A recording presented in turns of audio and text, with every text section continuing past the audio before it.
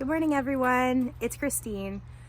It is a chilly morning, and I have been really wanting to take you guys around to the gardens again.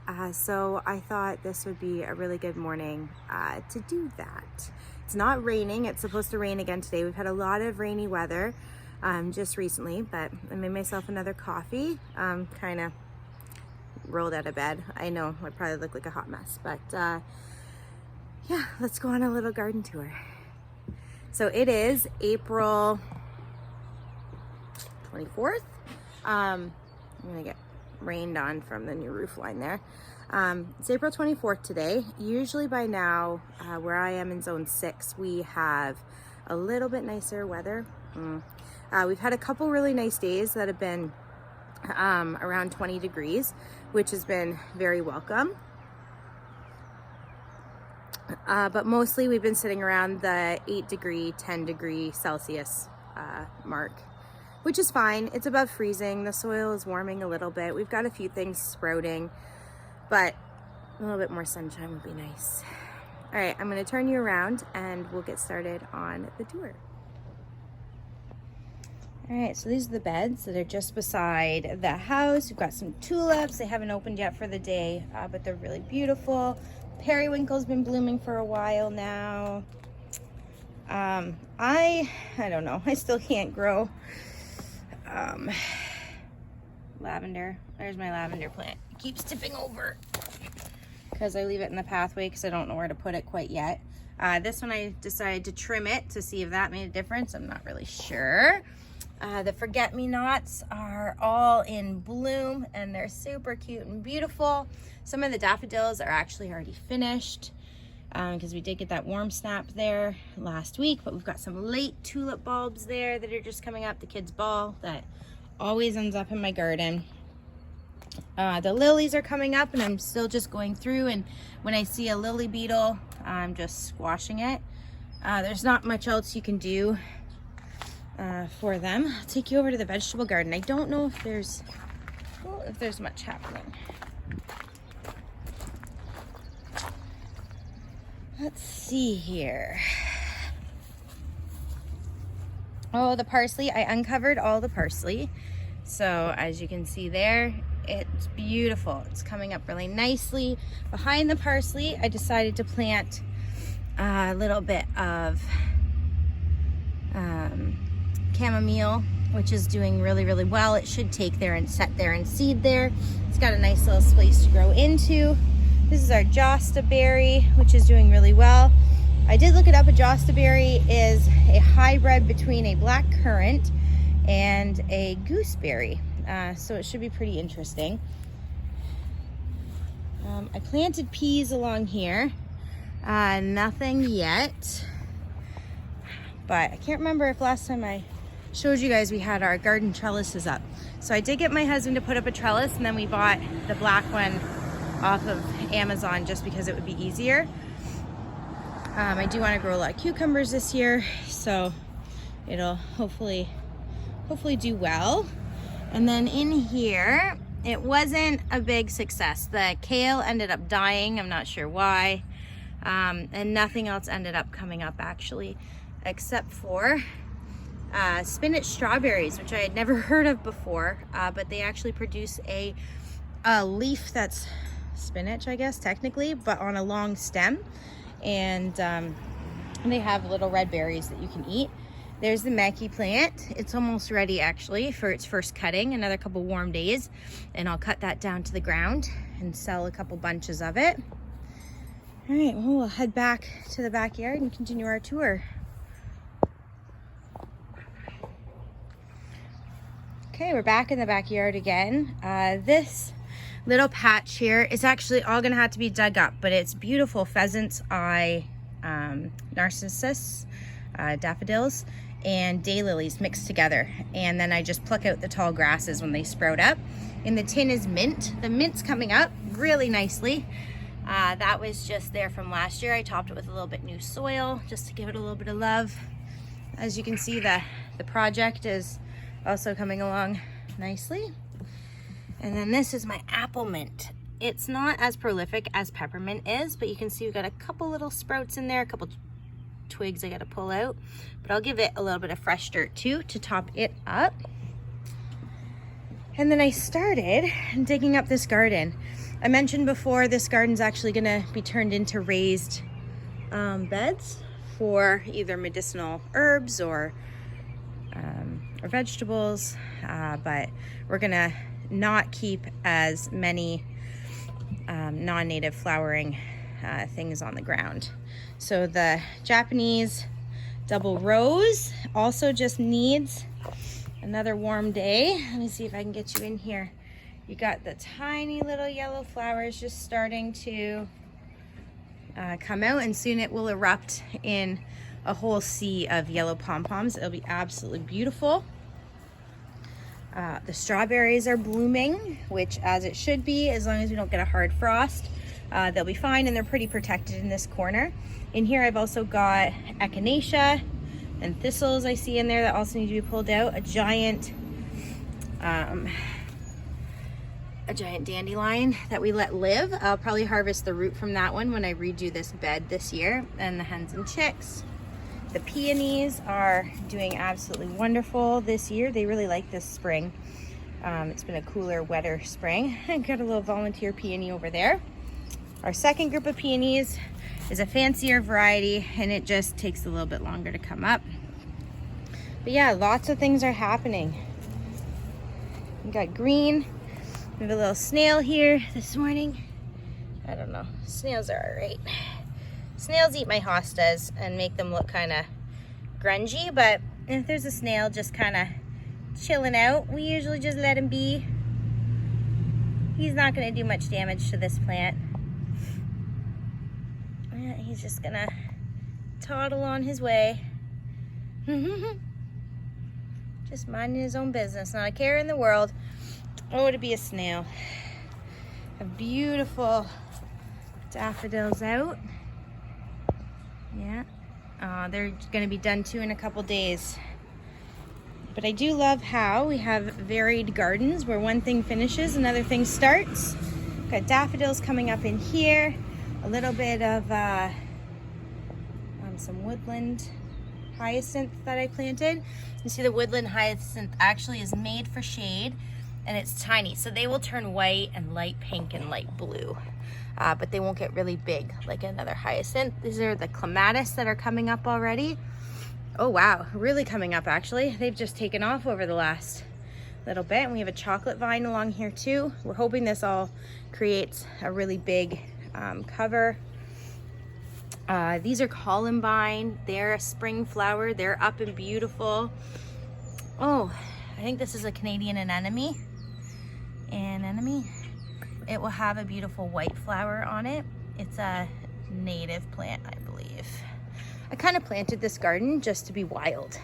So it is pretty wild when it all starts coming up, but it's absolutely beautiful. It has plants for every season. It has some medicinal plants and some plants that we aren't going to be using for medicinal purposes. This is a yarrow. It's a pink yarrow, so it's not a native. It's non-native to our area, but it'll be really pretty. It'll tolerate the shade. Oh, here's a woodland hyacinth that's already bloomed. So as you see, it's really light pink, beautiful. Just some early food for the bees. We've got a few lilies that are just kind of trying to make their way up because this back area is a little bit shady. Let's say good morning to the quail. Good morning, peanut butter. So the quail have been moved, the grown-up ones, to their summer cages. So this is Peanut Butter. He's our male. He's the kid's pet. He's pretty much the alpha male of the whole flock, and we have him with a female. She doesn't have a name. We do have a couple chicks that we're gonna be putting in that pen soon in the next week or two. I just wanted it to warm up a little bit first. Oh, good morning, everyone. These are the celadons. They're molting right now. Celadon quail are just a variety of Craternix quail that lay blue eggs. They all need a bit of a tidy out today. And in here we have our beautiful, if you can see her up there, our Fab Fee colored ladies, which are just a gray overlay color. She's making noises at me. Yeah, hello, good morning. People say quail are quiet and they don't make a lot of noise, but I find that these quail just make the most beautiful noises. Oh, there she is, climbing up on her tree there. Yes, hello, good morning. Yeah. I'm hoping actually to do a little bit of hatching this month too. Get a few more babies. So this garden is what it is. It's got some holes in it because we're digging it up. I'm not going to take you around here, but I did some work on the side bed. Let's see if I can get this to focus in for you. There we go. So I ripped up some of the ground cover. I needed some of the hostas that aren't up yet, but I knew where they were, so I could split them early, give them a good chance to recover over the season. This is a bed that mainly comes to life in the summer. It has a lot of black-eyed Susans in it and Coreopsis, and it's beautiful. It's self-sustaining. We have Jack in the Pulpit over here that will come up really soon. A little bit of bleeding heart. It doesn't do very well. I think because mostly it's on clay here. Yeah, it doesn't look spectacular yet. I gotta give it a good topping of organic matter and let it go for the season, and I'll probably be back out here doing a little bit more work with it later. All right, I'll take you around now and we'll go look at the kids' berry garden. So I don't know if you remember seeing this cage set up over here in the corner last time I did a video. It was a quail cage last year. I was hoping to do meat quail for our family, but after doing it for a year, I just realized it wasn't something that I was able to do. I was mostly doing it alone, and nobody really loved eating the quail meat. So a friend of mine wants to keep a few quail in the backyard, so we sold her that cage. My husband just has to take it. So here was just a big bare patch. We have bamboo growing along the fence, which I know probably isn't the best thing to plant, but we really wanted a nice green block for the back. So bamboo coming up, and then we put in a whole row of hostas, because actually in the summer this area is quite shaded from this big bush and from the trampoline, and it's really hard to mow and make it look nice back towards the fence. So I figured the hostas would come up and just cover the grass and kill everything for me. Now the kids' berry garden is doing so good. There's a couple peonies coming up. We have onions, tons of wild garlic. Some of these are pheasant's eye daffodils and some of them are garlic. The only downside is that they look very much alike. So I tell the kids, if you're gonna eat any garlic, make sure you smell it first. If it doesn't smell like garlic, it's a daffodil. All this stuff in here that looks like grass is actually wild garlic. So it has a tiny little spicy bulb on it. I'm gonna be ripping some of this up so it doesn't take over the whole garden. But it's really good in salads. I'm gonna be dehydrating some to use in homemade ranch dressing. These will be beautiful daffodils as well. When they come up, they got came up a little bit too early and got their ends a little bit burnt. We did put this little fence around the garden just to discourage. Our dog's kind of lazy, but she likes this garden because it's not wet like the grass. So she comes in here and pees all the time, and it's really gross. So we put up the little fence just to discourage her. Here's some different mint. I think this is orange mint. Let's see if I can get a picture here. The kids picked up a couple different types of mint at the store last year, and I let them put them in pots, and they used it to make outside stews. Lets them take a little bit of ownership of their garden and learn what is good to eat. This is a black currant bush that's coming out. Oh, and beautiful. Absolutely beautiful. It's gonna have super cute little yellow flowers on it shortly. Let's see what we got going on. Oh, and these are, not black-eyed Susans, but yellow coneflower, I think. There's a difference. So black-eyed Susans and yellow coneflower look similar. but their leaves look different and the flowers actually look a bit different too when they come out. I just don't really know which one's which. Has some, ooh, lots of raspberries. Lots of raspberries coming up. That's wonderful. The one raspberry that I kept there is doing really well too, starting to sprout. The lemon balm's doing amazingly well. And I see that we have some thistles in here that need to be pulled out too. Let's see what else. These are all flowers. They get tall and they're purple in about August, and the bees just absolutely love them. But as you can see, they take over. I knew that they would, so we just gave them a really big area, and then I just planned to pull out whatever travels out of the space. Like that one right there, that's traveled underneath the rock. More black currants, more flowers. Yeah, everything's starting to come to life. This is the loganberry, which we're really excited about because we bought it last year and we never got any berries off of it after we put it in the ground. So I don't even really know what a loganberry looks like, but this is the kids project plant again. So they're gonna be able to see what a loganberry makes. And this is a red currant bush. It's old, it's probably 4 or 5 years old. I gave it a really good trim this year to open up some of the insides to let more air through.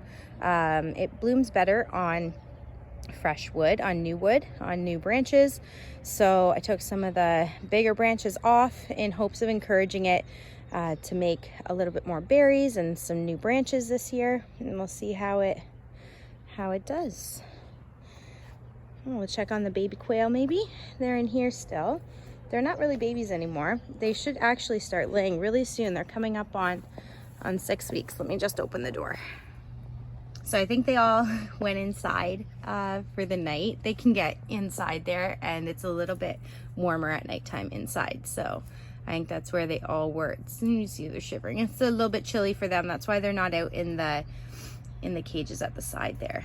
But this is one. They're just the most beautiful markings. We just got them from a friend, so we'll see. I have this bush. I'm pretty sure it's just an invasive vine plant, but I put it in with my quail every year because the stupid thing just doesn't die, and the quail can dust bath in it and they like to sit around it, and it gets warm in here, so the tree actually grows really well. No, there are 5 others, but I guess they're not coming out to say good morning. And I love these chicks too because the friend I got them from has kids, and so they've been raised around kids and dogs, so they're not skittish and they're happy to come out and say hi to you, and so the kids will go in here and play with them. Just a super cute little bird. This is the hugel bed that you guys created with me on the one video. I did plant it. I planted winter giant spinach on here because I knew we were gonna have a cool spring. So I've got some of that coming up here now. Oh, it's gonna hopefully come up and be beautiful. I'm keeping my eye on the pests up here.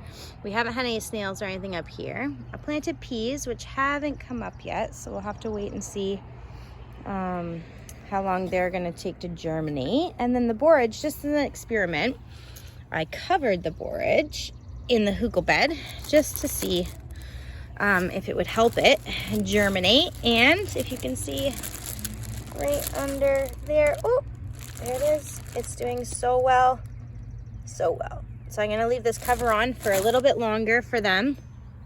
And again, I planted borage just because it's really good for pollinators. It's good for the soil, and you can actually eat it. So again, we'll teach the kids that it's something that you can eat. I planted some of the daylilies that I had to move from our other garden along this little trench. I think I'm going to actually dig up all my daylilies, plant them here. We've got volunteer sunflowers from last year. Usually we do, I count on it. Yeah, sunflowers are pretty tough. So we have sunflowers along here every year for the finches. And then many of them volunteer, many of them get eaten by caterpillars. But we let as many grow as want to. and we leave the seed heads on, and the finches eat them in the fall. I planted some bee balm over here, and again, nothing's coming up yet. I see a squirrel has been digging in here, so that might be part of the issue. But no bee balm yet, and no borage yet over here with no cover. There's an onion. This is our compost pile, so sometimes the kids drop onions.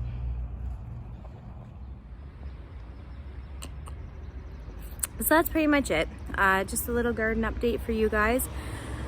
I was gonna show you my seedlings today, but I actually forgot to water my tomato seedlings this weekend. They're up in the garage, and I have them on a heat mat because the heat in the garage stopped working when I wanted to plant my seeds, which was fine.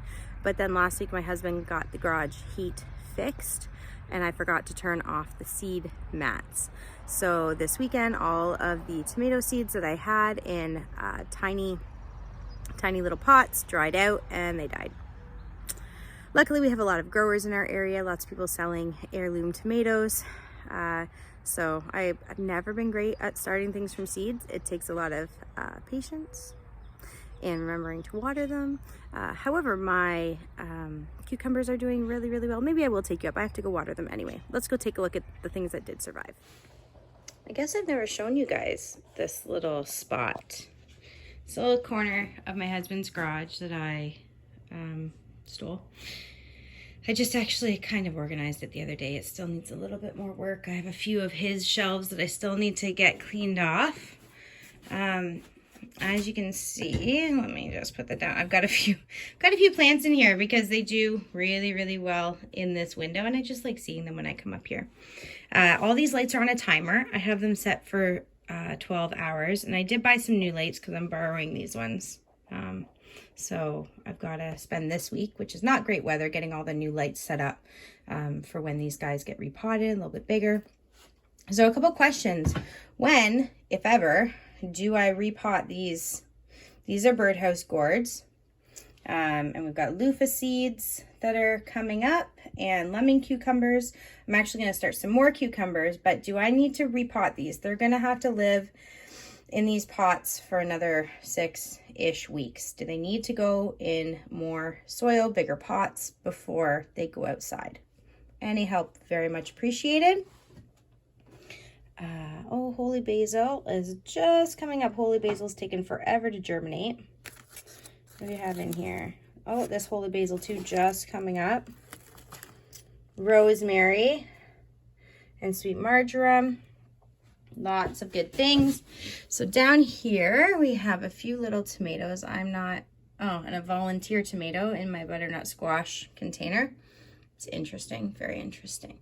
So I don't know, I can't grow tomatoes. I'm not good at it. I seem to get them to this length or this height, and then they stop growing. The thing is I don't really care to learn to grow tomatoes.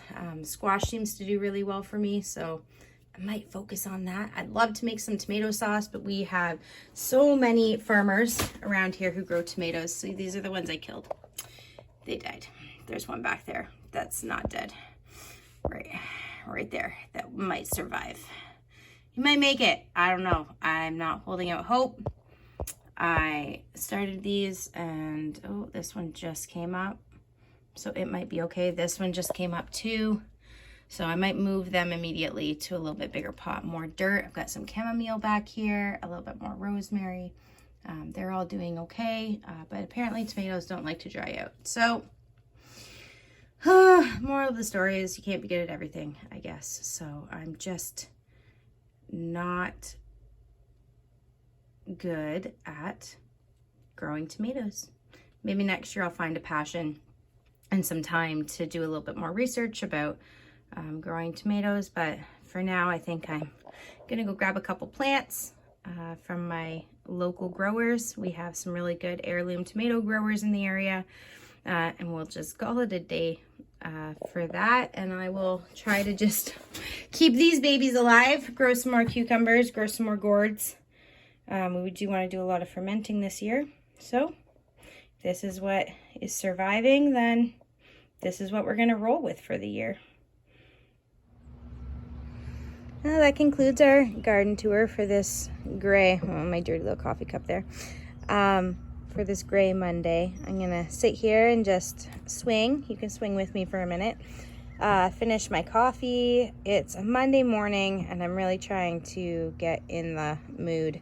We're so close to being done homeschool for the year, so we really just need to just power through the next month, and then we're done. So leave you with the encouragement of these beautiful daffodils.